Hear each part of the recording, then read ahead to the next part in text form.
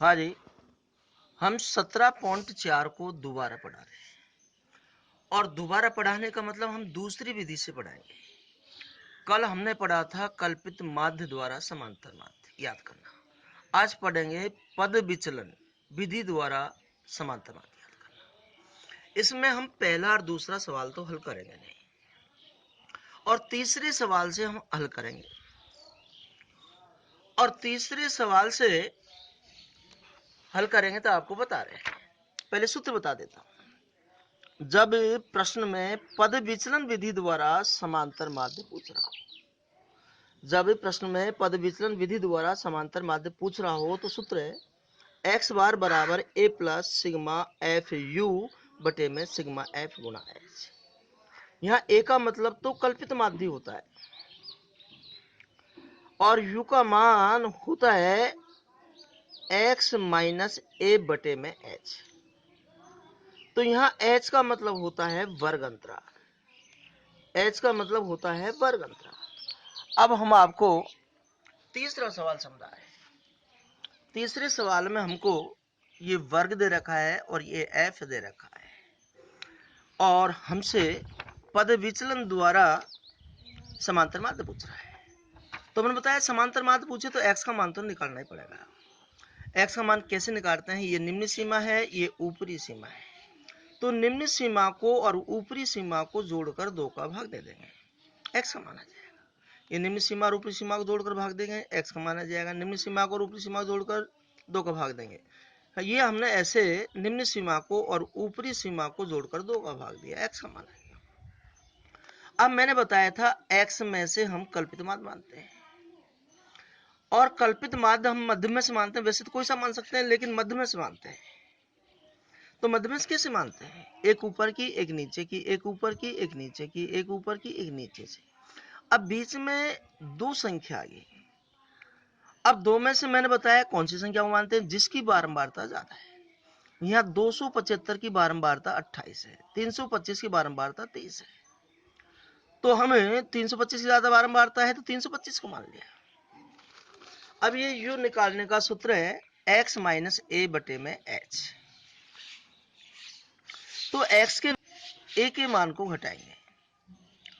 x का मान 125 है, माइनस a का मान 325। ये माइनस की संख्या ज्यादा है 200। अब बटे h है तो h का मतलब होता है वर्ग अंतराल।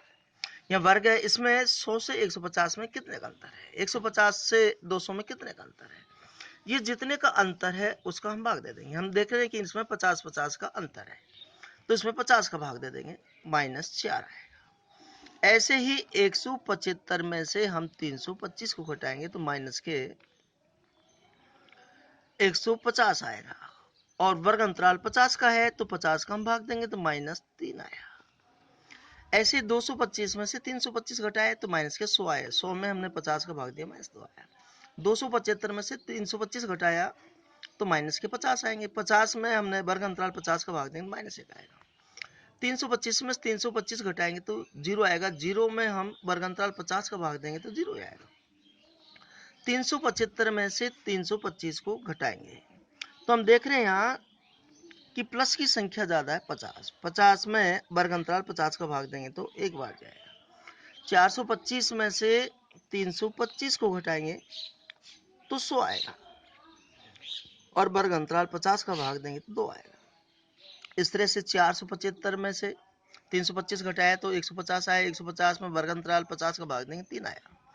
यहाँ एफ और यू को गुणा कर देंगे, एफ यू आ जाएगा। प्लस गुणा माइनस के बाद माइनस आया। ये 4 4 में 40 120, 33 दूनी 66, 28 एकम 28। 0 से गुणा करते हैं 0 आता है।